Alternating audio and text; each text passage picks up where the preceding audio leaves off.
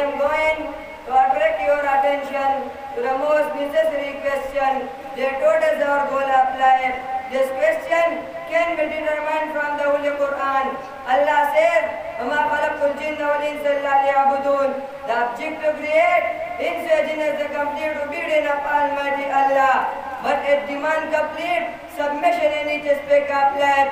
Inni ja'ilun fil ardi khalifa.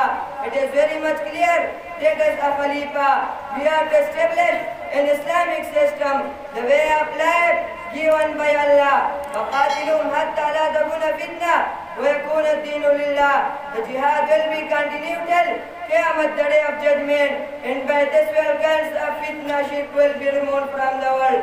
The way of life called ad-din will be total submission to Almighty Allah. After that, there will be no restriction, bloodshed or violence, and the human being will spend peaceful, harmless, and a happy life. My country Pakistan will become a superpower and will be free from social, political, and economical exploitation. This is obligatory upon every Pakistanian to struggle for the integrity and solidarity of the human, and the element must be dealt with iron hand, like New Pakistan things.